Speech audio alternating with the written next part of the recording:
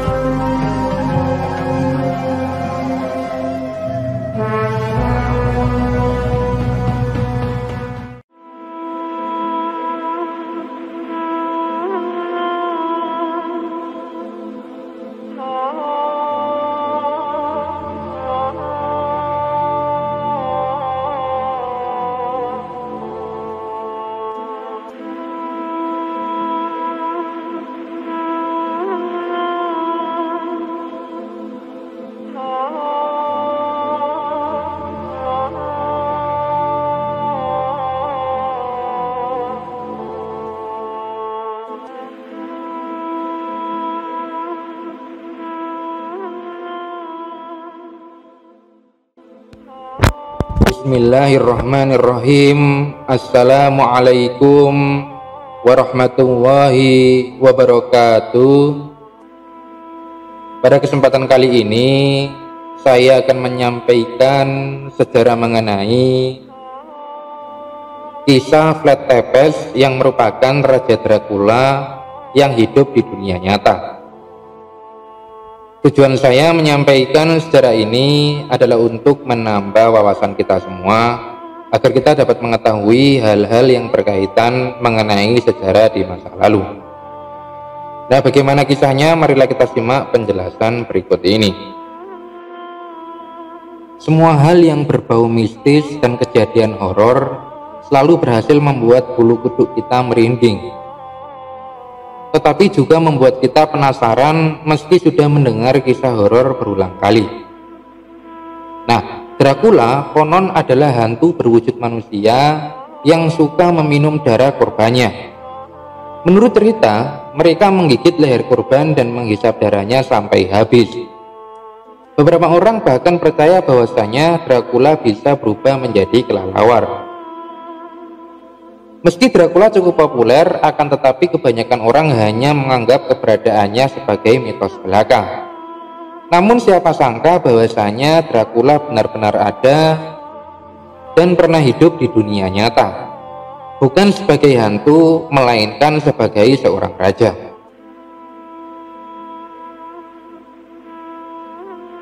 Nah, kita jangan membayangkan bahwasannya Raja Dracula ini adalah hantu atau makhluk mitologi belaka.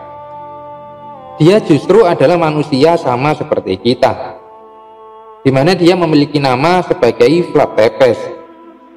Dia diperkirakan lahir antara tahun 1428 hingga tahun 1431 di Transilvania dan merupakan keturunan bangsawan.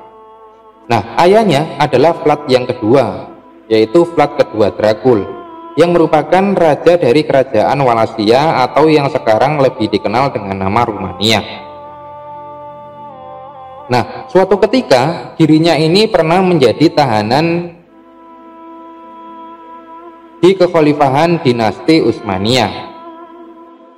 Meski Kesultanan Turki Utsmani menjadi musuh bebuyutan Vlad Tepes ketika menjadi raja, namun siapa sangka jika dia pernah menjadi tahanan dinasti Utsmania. Hal ini terjadi ketika Vlad beserta sang ayahnya yaitu Vlad yang kedua dan saudaranya yang bernama Radu pergi ke Kesultanan Utsmani atas undangan Sultan Murad yang kedua. Yang mengejutkan, ketika dia sampai di Kesultanan Utsmania, ketiganya justru dipenjara. Akhirnya sang ayah melakukan negosiasi dengan Turki Utsmani. Hasilnya Vlad Dracula yang kedua bebas. Namun sebagai gantinya, sang anak yaitu Vlad dan Radu harus tetap tinggal di Kesultanan Utsmania sebagai bukti loyalitasnya terhadap Kekaisaran Utsmani. Di sanalah kemudian Vlad dan adiknya dididik. Sayangnya, Plat justru sangat membenci Turki Utsmani. Dia terutama cemburu kepada sang adik yang bernama Radu yang dengan cepat disukai oleh para bangsawan Turki. Bahkan sang adik berpindah agama menjadi seorang muslim. Sehingga ketika itu Plat merasa sangat benci kepada adiknya.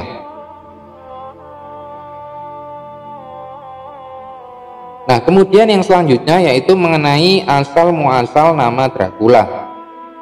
Dibandingkan dengan namanya sendiri, Plat lebih suka menggunakan nama Dracula.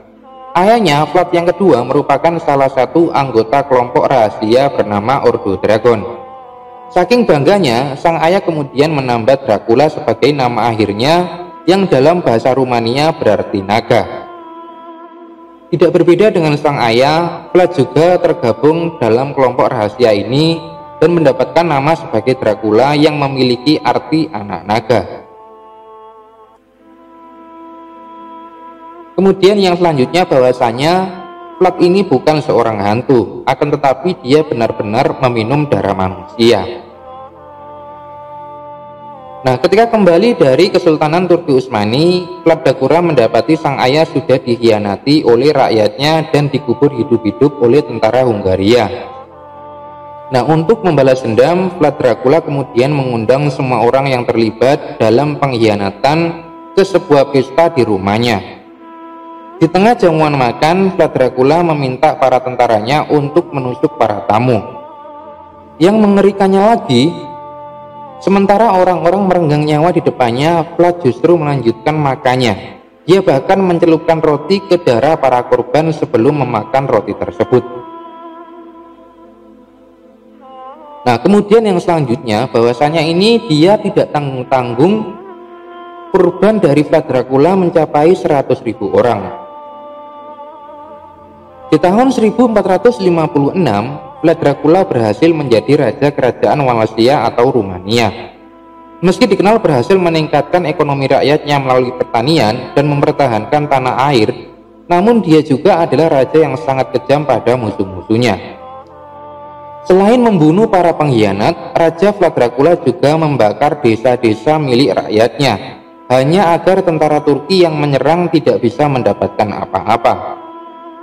Ketika itu dia meracuni sumurnya dan mengakibatkan banyak rakyatnya mati keracunan, hingga membakar rakyatnya yang sakit dan miskin. Selama masa pemerintahannya hingga tahun 1462, Plat Dracula sudah membunuh 100.000 orang termasuk rakyatnya sendiri. Kemudian yang selanjutnya, meski begitu, rakyat Rumania menganggapnya sebagai pahlawan nasional. Anehnya, meski sudah membunuh banyak orang, Plat Dracula dianggap sebagai pahlawan nasional di Rumania. Bagi Rumania, Plat dianggap berhasil mempertahankan negara dari serangan Turki Utsmani. Akan tetapi anggapan itu hanya berlaku di Rumania. Sedangkan negara Eropa lainnya tetap menganggapnya sebagai pemimpin yang mengerikan. Nah, meski sudah meninggal, mayatnya tidak pernah ditemukan. Plat Dracula ini meninggal pada tahun 1476 dalam sebuah pertempuran melawan tentara Utsmani. Meski begitu, tidak ada yang pernah tahu di mana Plat Dracula dimakamkan. Awalnya banyak sumber melaporkan dia dimakamkan di biara Snagov di Rumania. Namun, jenazahnya tidak pernah ditemukan di sana. Nah, demikianlah sejarah singkat mengenai sejarah Plat Tepes atau yang biasa dikenal dengan Plat Dracula yang dapat saya sampaikan. Semoga yang sedikit ini dapat menambah wawasan kita semua, karena tujuan saya menyampaikan sejarah ini tidak lain adalah untuk menambah wawasan kita semua. Billahi taufiq wal hidayah, wallahu a'lam bishawab. Akhirul kalam, wassalamualaikum warahmatullahi wabarakatuh.